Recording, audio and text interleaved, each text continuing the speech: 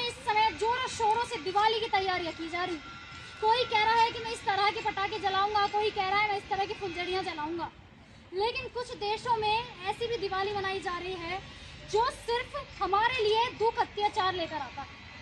जी हाँ, ऐसे भी देश हैं जिनमें दिवाली जो है उसमें ये नहीं कहा जा रहा कि हम खुशियों वाली दिवाली मनाएंगे, बल्कि उसमें तो ये हो रहा है कि मैं इस देश के ऊपर इस बम को गिराऊंगा तो मुझे फायदा होगा।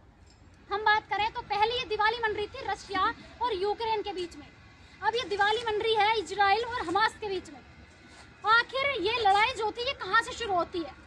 भारत की दिवाली में तो अभी थोड़ा समय है, भारत की दिवाली तो अभी 12 नवंबर को है, लेकिन ये दिवाली 7 अक्टूबर को शुरू होती है, जहां पर हमास ने जमीनी स्तर पर इजराइल के ऊपर रॉकेट दागे थे।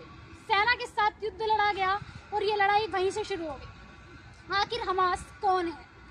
हमास को कहा जाता है कि ये फिलिस्तीन का एक संगठन है, लेकिन कुछ लोग इसे एक आतंकवादी संगठन भी मानते हैं। वैसे तो अंतर्राष्ट्रीय स्तर पर इसे आतंकवादी संगठन घोषित नहीं किया गया है, लेकिन कुछ देशों का मानना है कि ये आतंकवादी से कम भी नहीं। इजराइल देश जिसने सदा ही भारत का साथ दिया है, इसलिए इस युद्ध में भारत ने खुलकर इजराइल को सहयोग किया है।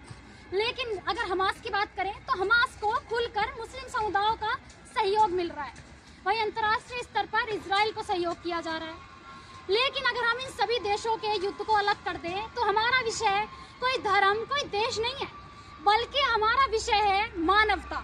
हमारा विषय है लोग, कि किस तरह से जो युद्ध हो रहे हैं, इन युद्धों में किसी की हानि अगर हो रही है सबसे ज्यादा, तो वो है उस देश के आम नागरिक, वो है आप या हम। अगर कल को भारत में भी ऐसे युद्ध होते हैं तो उसमें किसी राजनीतिक नेता का या फिर किसी और का कुछ नहीं हो रहा, बल्कि सीधा सीधा प्रभाव पड़ता है वहाँ के लोगों पर, क्योंकि इससे देश की अर्थव्यवस्था नीचे जाएगी। फिर सभी का हाल पाकिस्तान जैसा होगा, सभी कटोरा लेके दूसरे देशों के पास जाएंगे, भीख मांगेंगे।